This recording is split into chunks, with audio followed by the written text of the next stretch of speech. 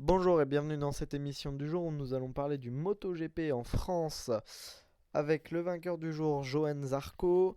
Nous allons revenir sur la sprint, la course principale, les événements et les faits marquants. Zarco, une victoire à domicile, historique et chargée d'émotions. Johann Zarco attendait ce moment depuis longtemps, et c'est chez lui, au Mans, qu'il a enfin décroché sa toute première victoire en MotoGP dans son pays d'origine, à 33 ans, après 17 ans de carrière.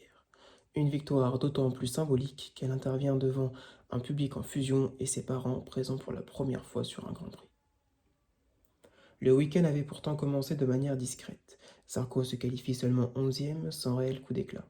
Mais dès la sprint, il montre un bien meilleur rythme. Il gagne 3 places dans les 3 premiers tours.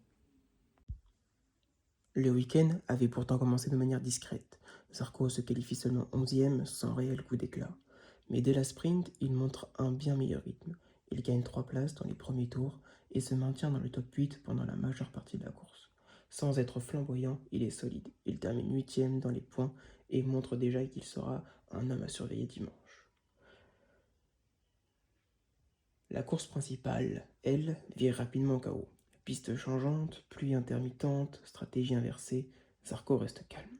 Dès le départ, il évite les chutes, même s'il rétrograde à la 17e position, mais grâce à la valse des passages au stand et une lecture parfaite des conditions, il remonte peu à peu, tandis que Marc Marquez et d'autres repartent en slick. Lui reste sur sa trajectoire.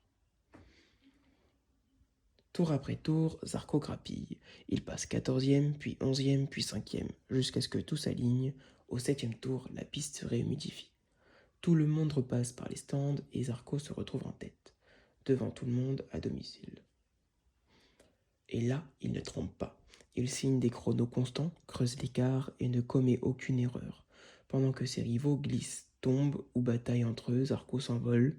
7 secondes, 12 secondes, 17 secondes, puis 20 secondes. Il franchit la ligne d'arrivée avec 20 secondes d'avance sur Marc Marquez. Mais au-delà du résultat sportif, c'est l'histoire qui se marque. En effet, ça fait 71 ans. Il franchit la ligne avec 20 secondes d'avance sur Marc Marquez. Mais au-delà du résultat sportif, c'est l'histoire qui se marque. En effet, ça fait 71 ans que la France attendait une victoire française au Grand Prix de France. Et c'est Johann Zarco, sur une moto satellite, qui écrit cette page. Dans les bras de ses parents, en larmes, l'émotion est totale. Pour la sprint au Mans, Marc Marquez prend un excellent départ et vire en tête au premier virage. Mais il ressort un peu large, ce qui permet à Fabio Quartararo de reprendre la première place. Derrière, le classement bouge beaucoup. Acosta et Binder gagnent 4 places, Bastianini en gagne 6, Fernandez en perd 7, Morbidelli 10 et Di Giannantonio gagne 4 positions. Au deuxième tour, c'est un coup dur pour Bagnaia qui chute dès le premier virage. Au tour suivant, Zarco grimpe à la 8ème place après être parti 11ème. Bezzecchi chute également. Acosta en profite pour passer 5ème en gagnant 2 positions. Au quatrième tour, Morbidelli perd une place tandis que Bastianini chute. 2 tours plus tard, grosse bagarre entre Marc et Fabio. Marc trouve finalement l'ouverture et prend les commandes de la course. Bastianini, lui, perd 2 positions. La descente de Fabio Quartararo ne s'arrête pas là. En effet, au 7ème tour, Alex Marquez passe Fabio au premier virage. 2 tours plus tard, superbe manœuvre d'Acosta face à Vignales qu'il finit par dépasser après plusieurs tentatives.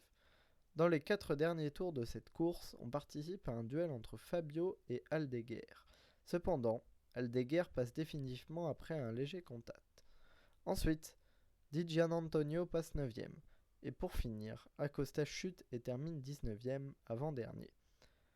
Marc Marquez s'impose devant Alex Marquez. Aldeguer complète le podium. Course principale, Le Mans. Course totalement folle dès le départ. Le tour de chauffe se fait sur une piste mouillée. Les pilotes changent de moto, drapeau rouge juste après, puis relancent. À la fin du tour de mise en grille, une partie du plateau rentre changer de moto pour remettre des pneus slick. Résultat, la moitié du peloton part avec des pénalités, 2 longues laps. Au premier tour, nous assistons à un duel immédiat entre Fabio et Marc. Fabio garde l'avantage. Au même moment, il y a un gros accrochage dans les premiers virages avec la chute de Bagnaia et de Mir. Zarco, pris dans cet incident, rétrograde à la 17e place. À la fin du tour, Marini, Bezzecchi et Rins rentrent au stand. Ils repartent 18, 19 et 20e. Bagnaia passe aussi au stand pour changer de moto. Au second tour, Alex double marque pour prendre la 2e place. Zarco grimpe à la 14e place au passage au stand. Au second tour, Alex double marque pour prendre la 2e place. Zarco grimpe à la 14e place grâce au passage au stand. Puis un tour après, Fabio effectue son premier long lap et ressort 5e.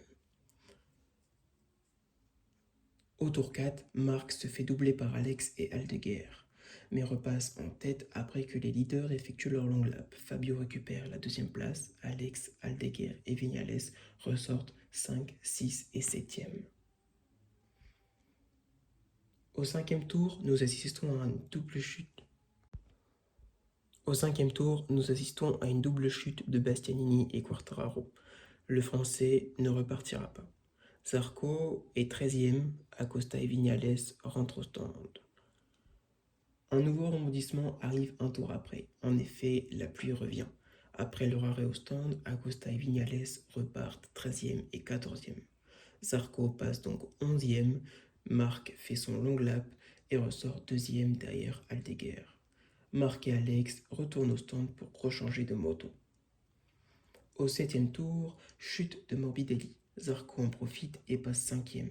Beaucoup de passages au stand, Aldeguer, Di Gianantonio, Savadori, Ogura. Zarco prend la tête de la course devant Oliveira.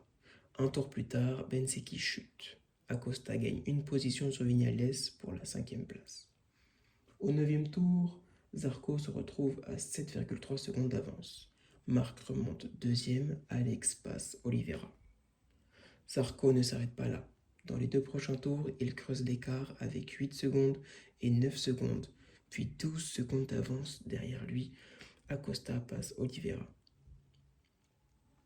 Au 14e tour, fin de la pluie, mais la piste reste délicate. L'écart entre Zarco et le 2e ne cesse d'augmenter. Au tour 16, 12 secondes. Au tour 21, 15,6 secondes, jusqu'à attendre 20 secondes au 26e tour. Pendant ce temps, Oliveira perd une position sur Aldeguer, puis chute au 20e tour, tandis qu'Aldeguer continue sa montée en doublant Viñales, puis Acosta, 25e tour, prenant la 3e marche du podium pour la première fois de sa carrière. Au tour 21, Alex chute, mais ressort 6e, et 2 tours plus tard, il rechute et abandonne. Zarco s'impose en patron chez lui, devant Marc Marquez et Fermín Aldeguer, qui monte sur son podium pour la première fois en MotoGP. Bagnaia finit 16e en bon dernier. À noter, pas de victoire française en France. À noter qu'il n'y a pas eu de victoire française en France depuis 71 ans, donc émotion supplémentaire. En plus de ça, les parents de Johann Zarco étaient présents pour la première fois de sa carrière, ce qui concerne 17 ans de haut niveau. C'est donc la fin de ce podcast sur le MotoGP. Nous nous retrouverons dans 15 jours pour parler du MotoGP de Grande-Bretagne. Je peux donc vous dire à dans 15 jours.